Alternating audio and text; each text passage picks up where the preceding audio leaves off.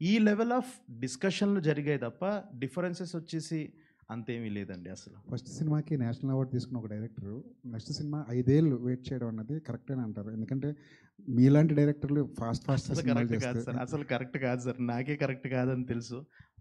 అదే సార్, అంటే మీ దగ్గర పంచలేయకూడదని నిజంగా గ్యాప్ ఇవ్వలేదు సార్, వచ్చిందంతే. సో పరిస్థితుల వల్ల. యాక్చువల్లీ ఈ సినిమా కంటే ముందు రవితేజ గారితో ఒక సినిమా చేస్తారనే న్యూస్ కూడా వచ్చింది బయటికి. ఒక యంగ్ హీరో ఉంటారు లైక్ సునీల్ గారి క్యారెక్టర్ అని కూడా వచ్చింది. ఏమైంది ఆ ప్రాజెక్ట్? అదే అండి, అంటే ఇప్పుడు ఒకటి అంత పెద్ద హిట్ రాగానే అందరూ వెళ్ళిన ప్రతివాడు బంతిపూలు జల్లేస్తూ ఉంటే ఒక హైలో ఉంటాం కదండి.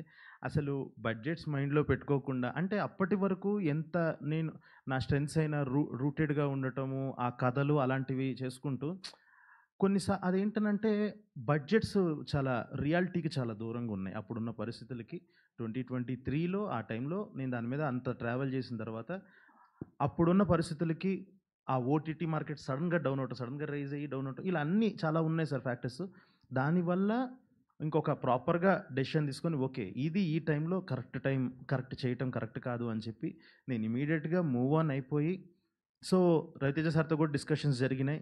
అప్పుడు ఆయన కూడా అదే అన్నారు, సరే ఓకే రేపు మళ్ళీ నువ్వు వెళ్ళి చేసుకొనిరా, నాకు కొన్ని కమిట్మెంట్స్ ఉన్నాయి, ఈ సినిమా మాత్రం వేరే వాళ్ళతో చేయకు అని అంత చెప్పారంటే చాలా మంచి ప్రాజెక్ట్ సార్ అది.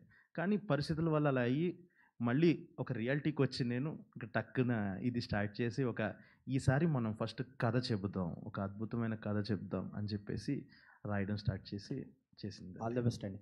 విశ్వప్రసాద్ గారు sir, all the best for Mowgli sir. And coming to Raja Saab, బర్త్డేకి ఒక సాంగ్ అనుకున్నారు అన్నారు.